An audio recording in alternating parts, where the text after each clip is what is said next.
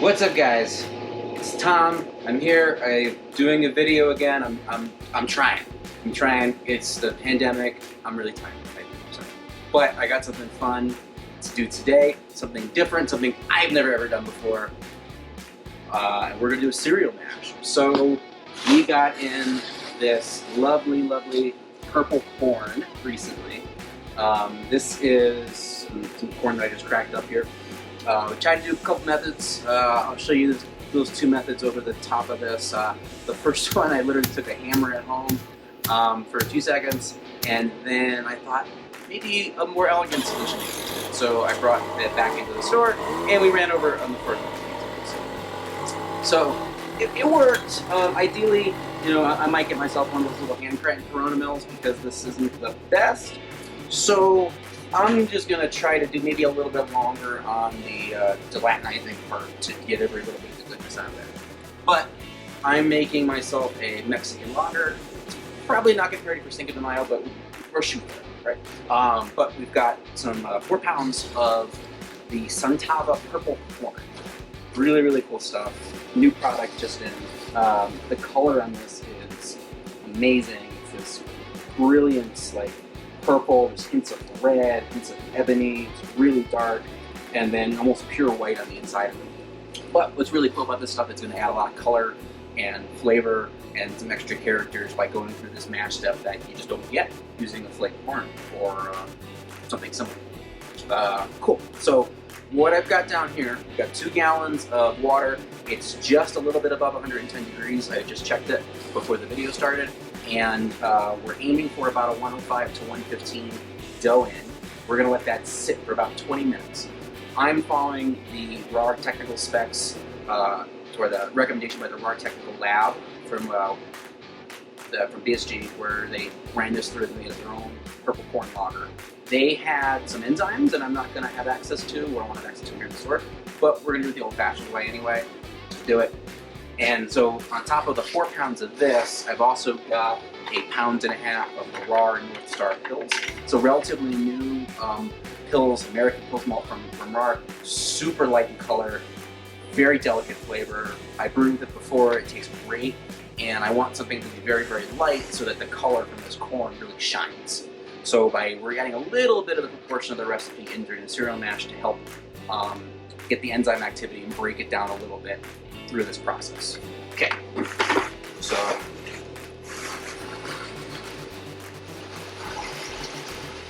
in goes our purple corn. That's an interesting color. And a little bit of our Pilsner malt.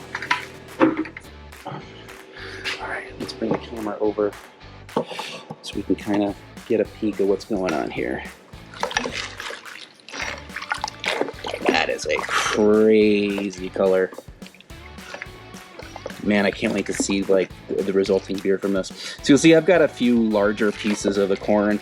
None of my at-home methods did a perfectly good job like we were mentioning. So this is the first initial dough in, and I'm going to turn the burner on pretty low, and we're just going to maintain this for about 20 minutes. And then I'll see you guys then. As we've been going on, I've been getting a lot more color out of this. This looks so damn cool. I mean, look at that, it's like a blueberry. This is just from the corn. So haven't gotten to gelatinizing yet. We're still in the lower temperature rest, but look at that. All right, see you guys later. All right, fam, we're back. This is just coming to a boil now, and I'm going to set a timer for about 25-30 minutes. We'll just say 30. While this is going, got a very gentle boil. Let's bring the camera over and take a peek. And you can see this color is really coming out now. It is like all blueberry in there. Nuts. Okay, so over here, I have our foundry set up, heating some hot water, along with the other half of our mash, which is 5.5 pounds of the Rahr North Star pills, and about 4 ounces of acidulated malt for the pH. So what I'm going to do is I'm going to mash in. We're targeting about 144, 146 Fahrenheit. We're going to be doing a multi-step mash, sort of a Hocker style, modified with our cereal mash. So we'll do, while our corn is cereal mashing, we're going to do a lower temp rest, and then I'm going to add our corn mash, cereal mash directly to this, raise the temperature up. We'll do a higher temp rest, and then we'll sparge and mash out and all that stuff as normal. All right, cool. So let's go in with some water.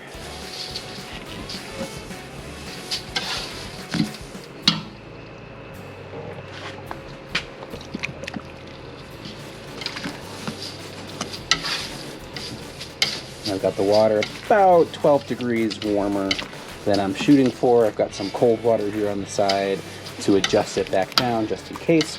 I don't want to go too high. We're going for a very, very fermentable mash. So I want to make sure that I hit this in the mid 140s and keep it there for a little bit. We'll definitely get some really good enzyme activity by targeting more than one temperature. So we're going to go a little bit thicker.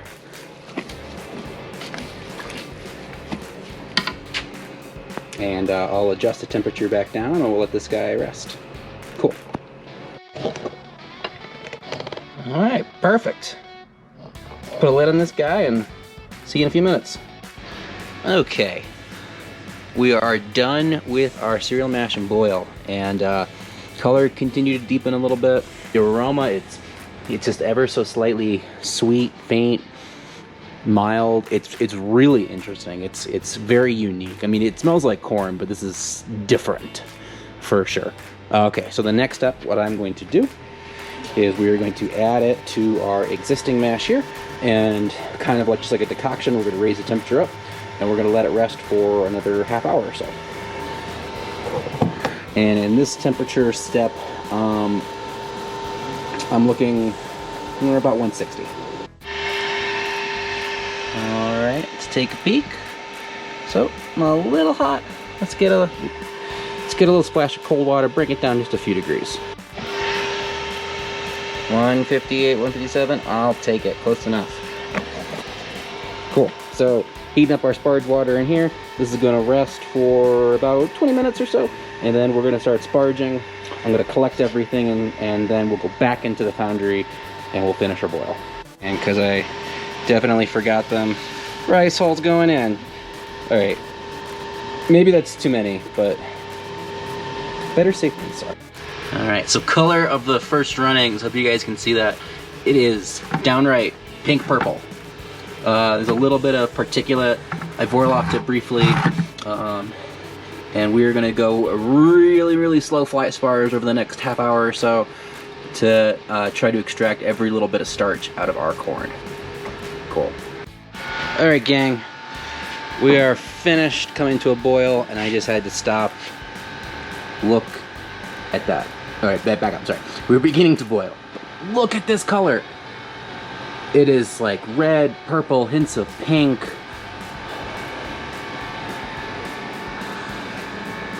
That is really interesting. Okay, cool. So, bring it up to a boil using my little propane heater to save me some time. So we're gonna combine these two once that guy gets to a boil. And then the hop schedule for this beer, we're using 1 ounce of Hallertau Hersbrucker at the beginning of the boil, and then 1 more ounce at about 45 minutes in.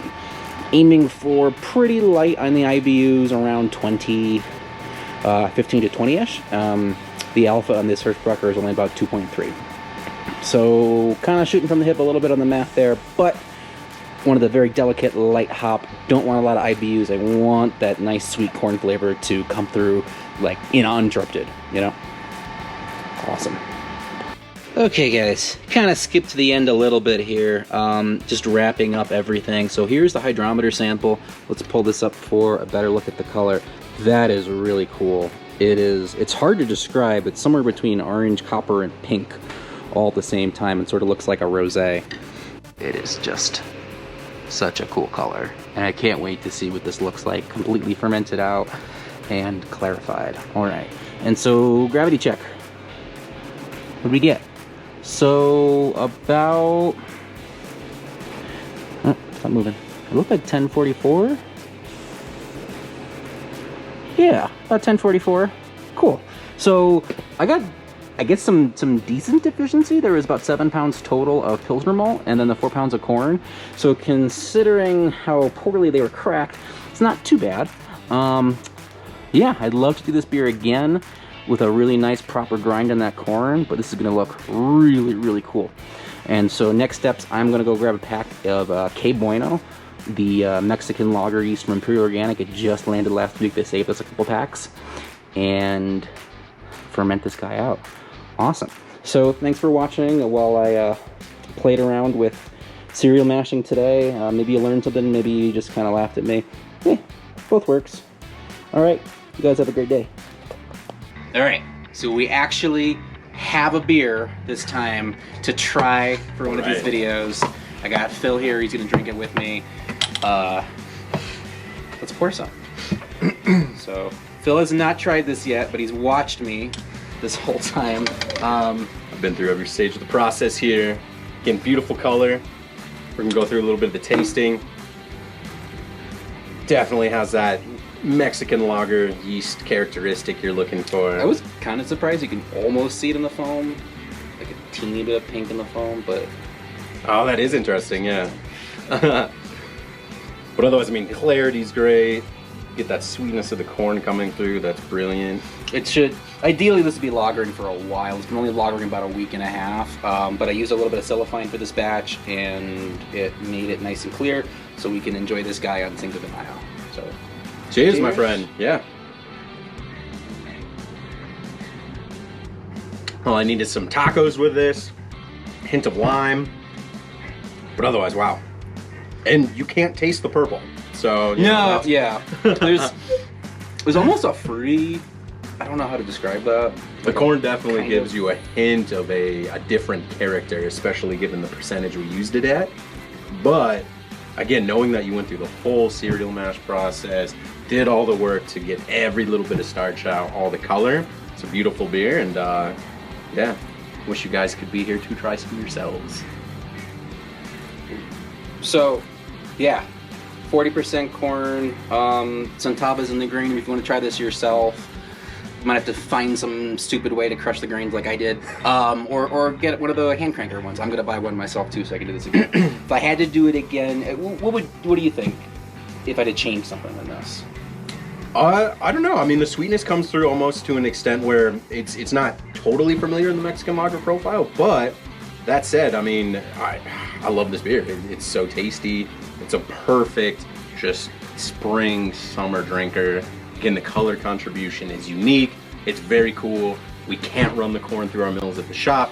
Don't do that, please. Yeah, please. If you don't have a forklift, like Tom said, sitting at home, definitely get a Corona mill or something. Do it yourself. Super cool. And again, it's just an alternative to the flaked corn, the gelatinized corn that we sell at the shop. I'd say it was worth it. I like it. Cool. Well, thanks guys. Thanks for watching. Hope you learned something. Hope you're inspired maybe to try cereal mash on your own. So, cheers. Cheers. Happy Cinco de Mayo.